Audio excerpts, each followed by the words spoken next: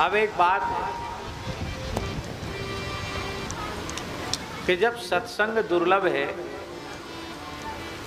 और वो भी संतों की कृपा से संत मिलेंगे तो सत्संग मिलेगा, तो संत भी दुर्लभ है क्या? अरे भाई, जब सत्संग दुर्लभ है तो संत भी दुर्लभ है। वर्तमान समय में ज्यादातर लोगों की ये धारणा है कि महाराज संतवंत कहीं कुछ नहीं है, सब ढोंगी पाखंडी हैं, झूठ बोलते हैं, पैसा कमाने वाले पेट पालने वाले लोग हैं, बहुरूपिये हैं, संत नहीं है। किसी पढ़े लिखे से पूछो, अरे महाराज क्या बात करते हो, कलयुग है, संत कहाँ है? संत कहाँ होंगे? संत नहीं हो सकता। हाँ, संत की वेशभूषा हो सकती है, संत नहीं। बहुरूपीय हो सकते हैं, संत नहीं। संत बहुत कठिन है, बहुत मुश्किल है, संत मिलना बहुत कठिन है, संत नहीं हो सकते। संत दुर्लभ हैं, ऐसी प्रायः सभी लोगों की धारणा है। हम उससे कोई विरोध नहीं रख रहे हैं कि कोई, क्योंकि ऐसे दंभी पाखंडी लोग भी बहुतायत हैं, बहुत संख्या में हैं, जिनके कारण लोगों की ये धारणा बनी, तो हम उसकी कोई सफाई भी नहीं देना चाहते। पर हम एक प्रश्न आप लोगों से पूछ रहे हैं, बहुत ध्यान से सुनना, सब पढ़े लिखे लोग बैठे हो।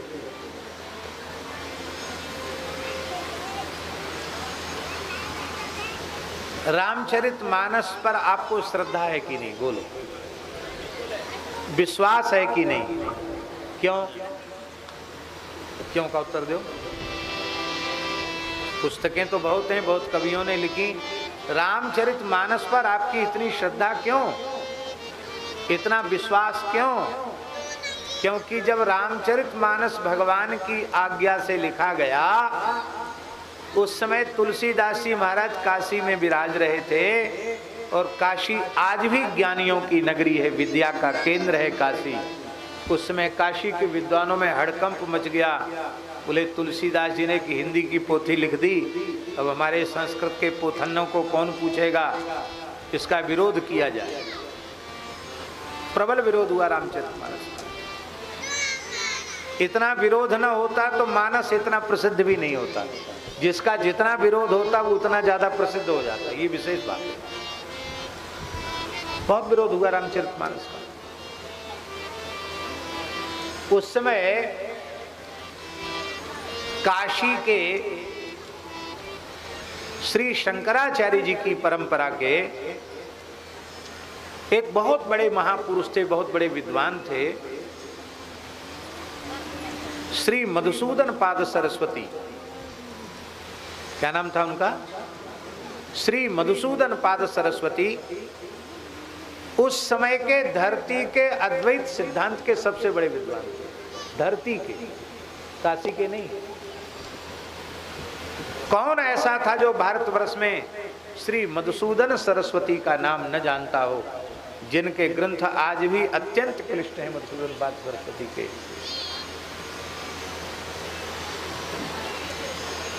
तो लोगों ने कहा कि ये तो अद्वैत सिद्धांत के परमोपासक हैं, संस्कृत के बड़े, वो हिंदी नहीं बोलते थे। मधुसूदन पाद सरस्वती हिंदी भाषा का प्रयोग ही नहीं करते थे व्यवहार में, केवल संस्कृत, केवल संस्कृत बोलते थे, वो हिंदी नहीं बोलते थे, हिंदी बोलने वाले से बात नहीं करते थे।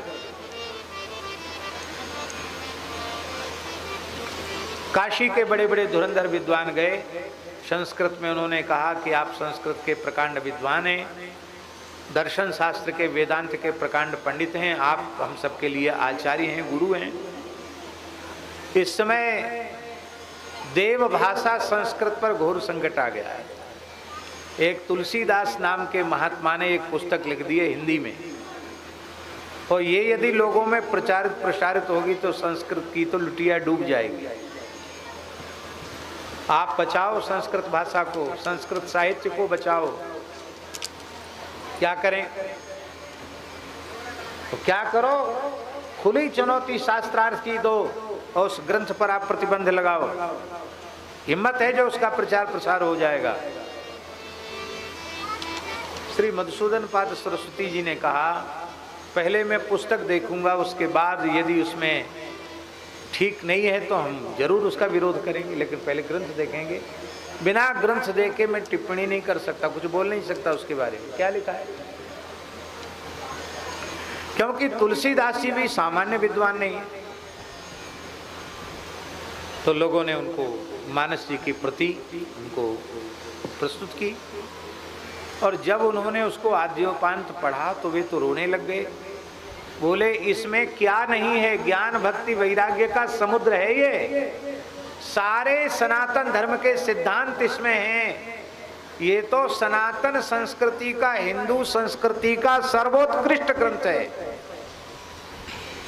इन पंडितों को संस्कृत बचाने की चिंता नहीं है, इनको चिंता इस बात की हो रही है कि कहीं हमारी पूजा पत्री बंद ना हो जाए, हमको भेंट दक्षिणा मिलना बंद ना हो जाए, ये चिंता है इनको।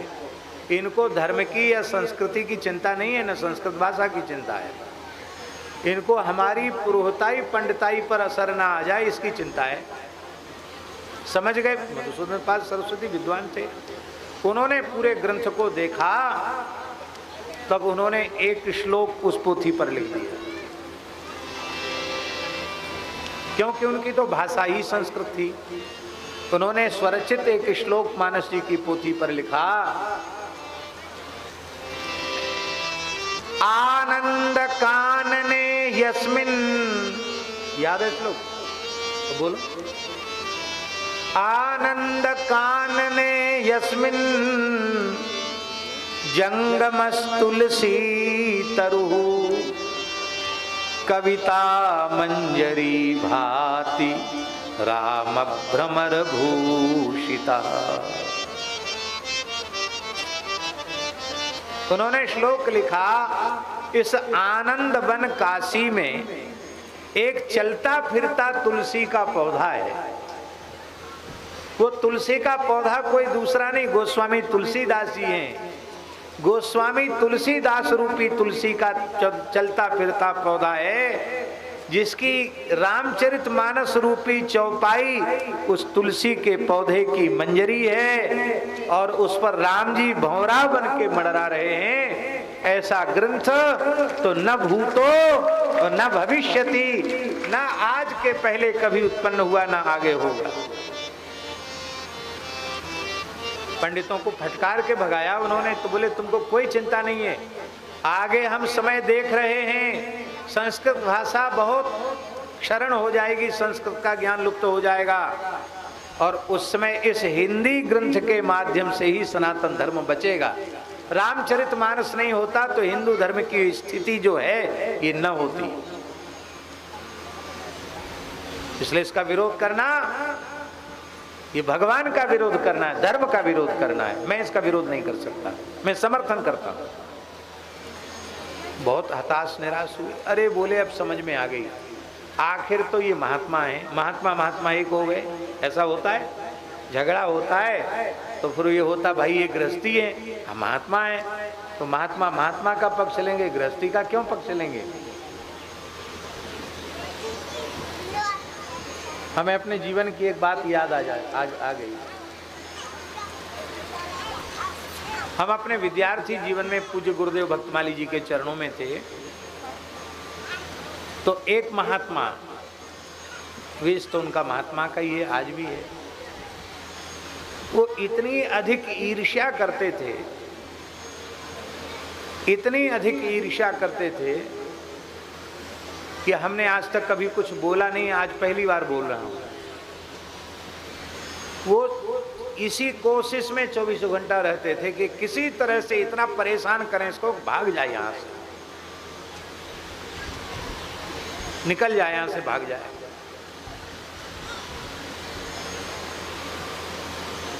गाली देना, प्रहार कर देना, ये तो सामान्य बात थी, चाहे जब पीट देना, चाहे जैसी गंदी भद्दी गाली दे देना।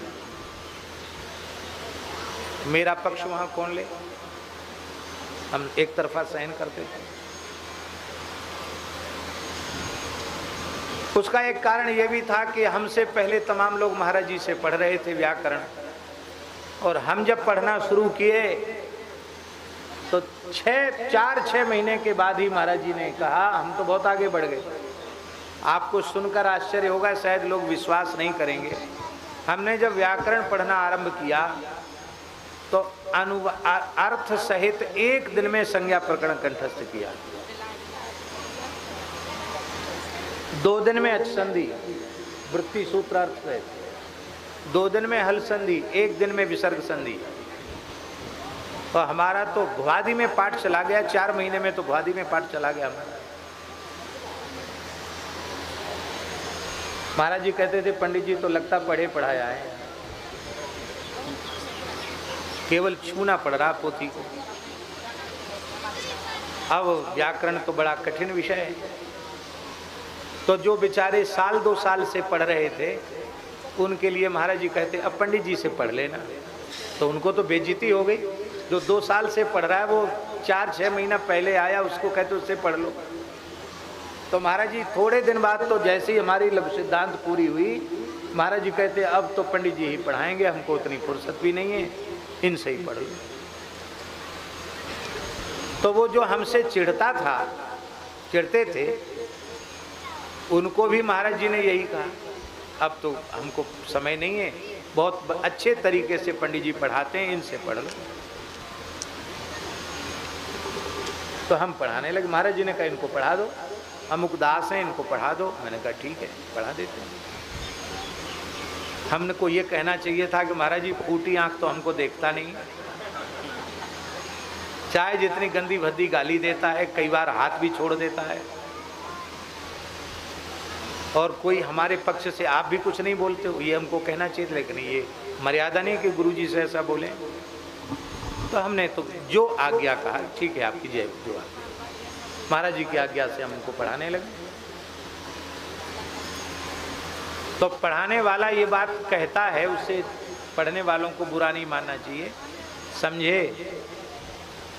अब जैसे मान लो आप ही हमसे कुछ पढ़ रहे हो, उम्र में हमसे बड़े हो, और हम आपको कह दें समझे, तो आपको बुरा नहीं लगना चाहिए कि भाई ये तो हमसे छोटे हैं तो हमको कहते समझे। अरे पढ़ाने वाला समझे ये नहीं कहेगा तो कौन कहेगा। तो हमने कहा समझे। इतना सुनते ही लोहे की छड़ पास में पड़ी थी, उठाकर पीठ पर हमारे दे मारी।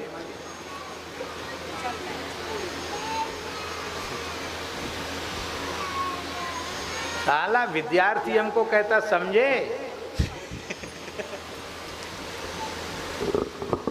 मैं रोने लग गया, लोहे की छड़ से गुस्सा में तेज प्रहार, हम रोने लग गए। महाराज जी वहीं थे। महाराज जी ने कहा पंडित जी क्या बात थी, पढ़ा रहे थे, क्यों रो रहे? हमने कहा इन्होंने लोहे की छड़ से मार दिया। क्यों? तो हमने कहा समझे, तो इन्होंने मार दिया। ले समझे। महाराज जी ने उसका नाम लेकर कहा तुम मूर्ख ही रहोगे जीवन भर। तुमने पढ़ाने वाले में गुरु तत्व का दर्शन नहीं किया, तुमने गुरु तिरस्कार किया है, गुरु अपराध किया है, तुम जीवन भर मूर्ख रहोगे और ऐसे ही भटकते रहोगे। मैंने पूज्य गुरुदेव भक्तमाली जी की वाणी से कभी इस तरह की बात अपनी वाणी से नहीं सुनी, पर वो उस समय महाराज जी कुछ दुखी हो गए और उन्होंने कहा आज भी वह वैसे ही भटक रहे हैं। संस्कृत नहीं पढ़ पाए तो नहीं ही पढ़ पाए। परीक्षा तो दी आचार्य तक, लेकिन परीक्षा देने से क्या होता है? परीक्षा तो तमाम लोग देते हैं। अभी पूछो आचार्य की परीक्षा देने वालों से कि आचार्य शब्द की प्रकृति क्या है, प्रत्यय क्या है, उसकी व्युत्पत्ति क्या है, आचार्य शब्द की परिभाषा क्या है। तो आचार्य में पढ़ने वाले आचार्य की परिभाषा नहीं बता पाएंगे, तो क्या खाक आचार्य पढ़े।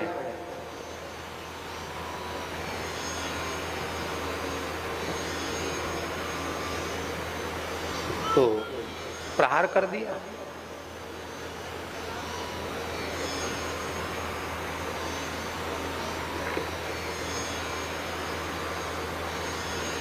खैर महाराज जी ने कहा अब इनको कभी मत पढ़ाना, और महाराज जी ने उनको कह दिया कि अब तुम मेरे पास भी पढ़ने योग्य नहीं हो। बोले नहीं हम आपसे पढ़ेंगे, इससे नहीं पढ़ेंगे। महाराज बोले हम तुमको नहीं पढ़ाएंगे, तुम ऐसे ही रह जाओ। ऐसे ही रह गए, अभी भी ऐसे ही है। राम कथा। तो अब उन्होंने देखा कि तो वर्चस्व बढ़ता ही चला जा रहा है, तो महाराज जी कहीं बाहर चले जाते तो हमको पढ़ाने की सेवा मिलती कि अब तुम हमारे साथ चले जाओगे तो विद्यार्थियों को पढ़ाएगा कौन, तो तुम पढ़ाई भी तुम्हारी रुकेगी और पढ़ाना दोनों काम है। तो हमको महाराज जी छोड़ के जाते, तो हम पढ़ा करके फिर पढ़ने विद्यालय चले जाते। और ठाकुर जी के लिए जो भोग आता, महाराज जी के ठाकुर जी के लिए, उसमें 2 पारस आते थे। एक उनका भी आता था क्योंकि वो राम कथा कहते थे नीचे, एक उनको आता था, एक महाराज जी के ठाकुर जी के नाम से आता था। और हम विद्यालय से लौट के 2:30-3 बजे आते, तो सवेरे बाल भोग नहीं, और लौट के आते तो वो जानबूझकर बचा हुआ सारा भोजन समाप्त कर देते, बांट देते, किसी को बुला के खिला देते, नहीं तो बंदरों को खिला देते, केवल इस द्वेष के कारण कि इसको भोजन न मिल जाए। शाम को 3-4 बजे तक एकदम भूखे, कुछ खाया पिया नहीं, भूखे। धर्मसंघ के गुरुजी से पढ़ के आते, पहले रंगलक्ष्मी पर धर्मसंघ गुरुजी से पढ़ के आते, तब तक 2:30-3 बज जाता। और सुनो, ध्यान से सुनो, ये बातें जल्दी सुनने में नहीं आएंगी, और तुम लोग तो कोई विश्वास भी नहीं करोगे कि ऐसी परिस्थिति में भी कोई रह सकता है या पढ़ सकता है। 3 बजे तक भूखे, और पहुंचते ही कम से कम 25-30 विद्यार्थी पढ़ने बैठे, क्योंकि सब को पता रहता था पढ़ के आएंगे, तब जो सवेरे पढ़ गए वो सवेरे पढ़ गए, शाम को पढ़ने वाले आ गए। 3 बजे हमारे आने के पहले विद्यार्थी बैठे हुए हैं, तो हम प्रसाद होता तो पहले प्रसाद पा लेते, फिर पढ़ाने बैठ जाते। अब प्रसाद नहीं है, देखा झांका ताका कुछ नहीं है, तो खाली पानी पी करके फिर उन बच्चों को पढ़ाने लग जाते। फिर पढ़ा के चले जाते, स्नान करने, संध्या करते, फिर खाक चौक जाते तो महाराज जी कभी 1 रोटी, क्यों वहाँ ब्यारू ऐसी देते थे महाराज जी कम, क्योंकि साधन करना है, 1 रोटी, आधी रोटी या थोड़ा आधा गिलास दूध दे देते थे। आप सोचो, दिन भर मेहनत करनी है और 24 घंटे में आधा गिलास या आधी रोटी दूध मिले, और कभी वो भी न मिले, तो समस्या है कि नहीं? 4-6 दिन भी महीने में हो जाए तो कितनी समस्या है। पर हमने श्री गुरुदेव भगवान के चरण नहीं छोड़े, चाहे जैसी परिस्थिति हो। तो एक दिन ऐसा हुआ कि उन महानुभाव ने हमको इतनी जोर से धक्का दिया, बिना अपराध के, बिना कारण के, कि मेरा माथा दीवाल से टकराया और दीवाल में गुम पड़ गया, ये माथे में गुम पड़ गया। गुम पड़ जाता, लील परना कहते हैं बुंदेली में, हैं? लील कहते हैं ना, लील पर गो, माथे में लील पड़ गया, गुम हो गया। और शाम का समय था, पूज्य गुरुदेव भक्त माली जी बाहर बैठे थे, तो छत के ऊपर, गर्मी का समय था, उनके सामने की घटना है। हमने महाराज जी से रोते हुए कहा कि महाराज जी, आप यहाँ बैठे हो और आपके सामने इसने बिना अपराध के झूठी बात कहता कि ये कुल्ला कर रहे थे, इनके कुल्ला का पानी मेरे ऊपर चला गया। हम कुल्ला करें तो आपके ऊपर तो पानी जा सकता है, और हमारी पीठ पीछे 5 हाथ दूर खड़ा आदमी वो कहे कि ये कुल्ला कर रहे थे, वहाँ चला गया पानी, कितनी झूठी बात है भाई। कुल्ला सामने किया जाता, पीछे कैसे पानी चला गया? एकदम झूठी बात थी। पर झूठी बात पर पिटाई किया कि महाराज जी अब तो आपको न्याय करना पड़ेगा, क्योंकि अब तक तो हम कुछ बोले नहीं, लेकिन अब हम बहुत दुखी हो गए, पानी यहाँ से ऊपर चला गया, अब तो आपको न्याय करना पड़ेगा। महाराज जी बोले, ये संतों का स्थान है, विद्यार्थियों का स्थान नहीं है। तुम्हें कोई शिकायत है तो सुदामा दास जी के पास जाकर करो, या और किसी के पास करो। साधु अच्छा बुरा कुछ भी करे, हमको टोकने का अधिकार नहीं। तो हम तो तुमको यही कहेंगे कि ब्राह्मण का बल है क्षमा। तुम ब्राह्मण हो, तुम्हें क्षमा करना चाहिए। साधु का धर्म है तितिक्षा, सहनशीलता। सहन करो, एक तरफा सहन करो। न्याय का विभाग भगवान के हाथ में रहने दो, अपने हाथ में मत लो। इसलिए द्वेष मत रखो किसी से, मन में प्रसन्न रहो। और क्या हो गया, कोई पाप था वो कट गया, दुख होता है अपने ही किसी पाप का परिणाम है, यही मन में सोचकर संतोष करो। हमने कहा महाराज ये ज्ञान हमको इस समय बिल्कुल भी पच नहीं रहा है। आप जो कुछ कह रहे हैं आप बिल्कुल ठीक कह रहे हैं, लेकिन हमको इस समय हम बहुत दुखी हैं। आपके चरण छोड़कर, पढ़ाई छोड़कर हम जा नहीं सकते, और ये मेरे पीछे इतने पड़े हैं कि हमको यहाँ एक मिनट रहने नहीं देना चाहते। तो हमने कहा अब हम किसी से नहीं कहेंगे, अब हम भगवान से ही कहेंगे। तो हम नीचे, सुदामा कुटी की बात है, नीचे हनुमान जी का मंदिर, तो हम हनुमान जी के पास चले गए। मैंने कि हम रोज पाठ करते हैं, जय जय जय हनुमान गुसाई, कृपा करहु गुरुदेव की नाई। तो गुरुदेव तो मौन है, वो तो क्षमा गुण के समुद्र में, ने कुछ बोलना नहीं। अब आपके हाथ में मुष्टिका है, गदा है, आप कृपा करके न्याय करो, हम तो यहाँ से भागेंगे नहीं, इसी को किनारे करो। मैं हनुमान जी से अर्जी लगा के आया, थोड़ा देर रोया वहाँ बैठ के, और हनुमान जी से फिर मन हल्का हो गया रोने से। और हनुमान जी का दरबार कितना चमत्कारी है। रात को रोए थे, दूसरे दिन फैसला हो गया।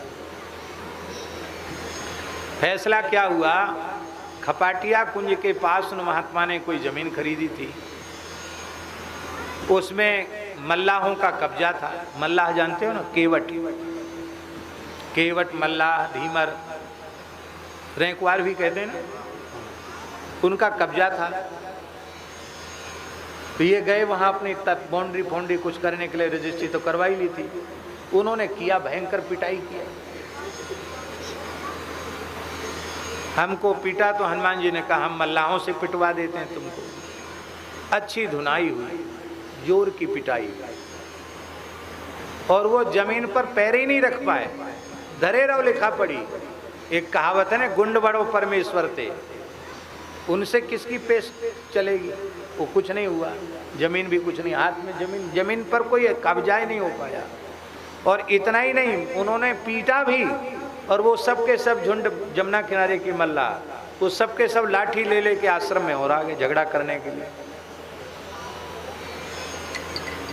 श्री सुदामा दास जी ने कहा उन संत से कि अब तुम स्थान से चले जाओ। क्यों? झगड़ा जिनको बाहर ब्रजवासियों का झगड़ा जो लेके आवे, उनको हम स्थान में नहीं रख सकते, यहाँ रोज झगड़े होंगे, तुम जाओ। बोले अभी हम इतने जल्दी जा नहीं सकते। बोले अपना सामान 1-2 दिन में बांध लो, तीसरे दिन यहाँ से चले जाना। तो महाराज जी ने कहा, मल्लाहों को कहा कि इनको हमने भगा दिया, आप यहाँ झगड़ा मत करो, 1-2 दिन में यहाँ से चले जाएंगे। जहाँ जहाँ लिया वहाँ वहाँ झगड़ा हुआ, कहीं वो काबिज नहीं हो पाए। अंत में हमारे पास एक बार आए, हमसे बोले कि पता नहीं किसका श्राप लगा है, हम कहीं भी वृंदावन में कुटिया नहीं बना पा रहे हैं। अब हम जमीन खरीद रहे हैं, आप शिलान्यास कर देना तो शायद ठीक हो जाएगा। तो मैंने कहा बिल्कुल हम करेंगे शिलान्यास, कुछ पैसा भी दे देंगे, कोई बात नहीं। हमारे मन में कोई गांठ नहीं कि तुमने हमारे साथ ऐसा किया। तो हमने शिलान्यास भी किया, और उनके उस स्थान का नाम भी रखा शालिग्राम कुटी।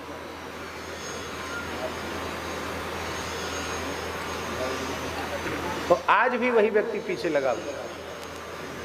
पर ठाकुर जी की कैसी कृपा, जो साधुओं का सर्वोच्च स्थान है, रेवासा धाम, रेवासा पीठ, जिस पीठ का इतना बड़ा प्रभाव संपूर्ण भारतवर्ष में है कि अयोध्या के 80% स्थान रामानंद संप्रदाय के उस परंपरा के हैं।